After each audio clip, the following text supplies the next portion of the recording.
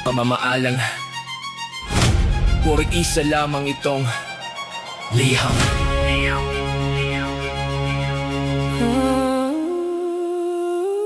Maria.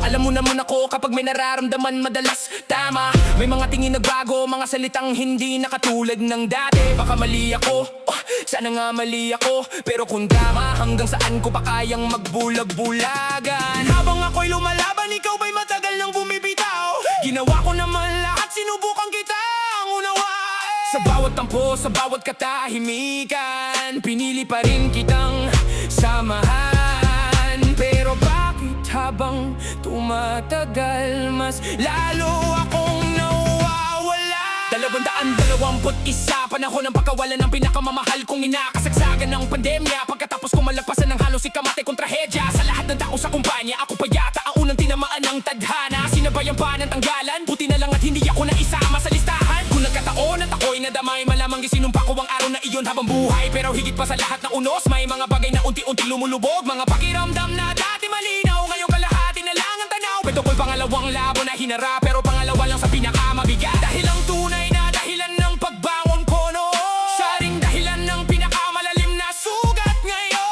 Pwede bang wag ko na munang sabihin sagrado ang pangalang iyon? Para sa atin tawagin na lang natin Maria. Sapat na yon para maalala. Tulad ng dati parang deja vu, magkaibang tao pero parehong bagyo. Magkaibang panahon, magkaibang eksena, pero ako pa rin na naiwan sa dulo ng eksena. Dahil sa pusong sobra kong magmahal at isip na laging handang magsugat. Sa sobrang tiwala at sobrang pag-asa, ako rin pala ang unang mawawala. Sabi nga ng isa kong kaibigan, nakala mo si Chito pre ng pagkakamala. Yun lang sa kusina lagi nagpapaiwan, pero wag kang mag-alala sa katangkaran. Pero teka lang, ituloy ko ba ang kwento? Relax lang bro, hindi ikaw ang sentro. Walang bagong sa istoryang ito, nagbibiro lang ako bago sumeryoso. Kasi tuwing may bago akong kakilala, lalaki man babae o ano mang pagkatao nila, lagi niyang tanong, kamusta naman? At lagi ko sagot, mabait naman. At doon nababasok ang kankyawan. Ayan ka na naman siyong hindi ka natututo kailanman. Lahat na lang daw mabait sa paningin ko, kaya madalas ako ang talo. Hindi ko rin alam saan lulugar kapag natiwala ka, mali ka pa rin minsan. Kapag nagkita ka naman, ikaw ang masama, kaya pinili kong manahimik at magpayaman na lang sana.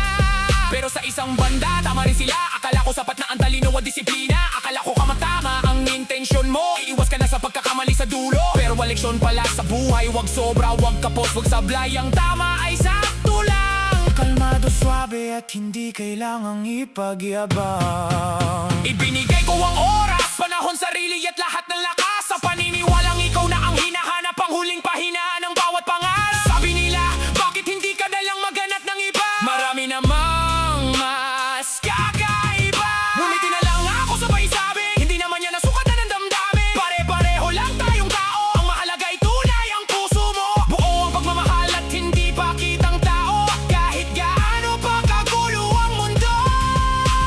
At kung sakaling may makakita ng babaeng higit pa sa lahat ng nakita, hanapin nyo ako at sabihin nyo agad, baka iyon na talaga ang sagot sa lahat. Pero hanggang ngayon wala pa rin yata, kaya ito ako binabalikan si Maria. Hindi para bumalik, kundi para maintindihan kung bakit nasaktan ng ganito. Tama na siguro kung hindi na tayo pareho ng daan. Tama na siguro kung ako na lang ang lumalaban. Ayokong maging taong naghahabol sa wala, kung hindi na ako ang kasama sa mga plano mo.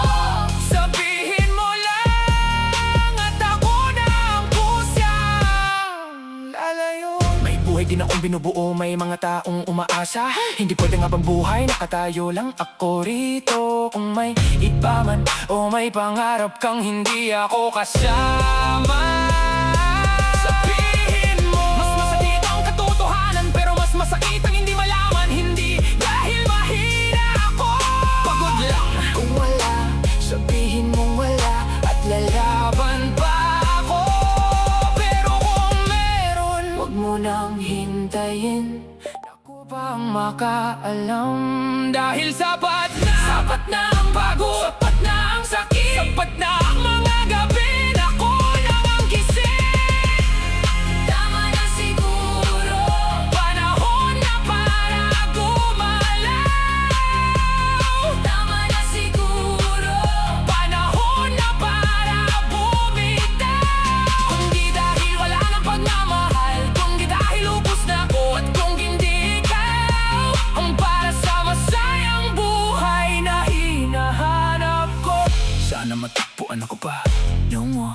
pretending, no more waiting.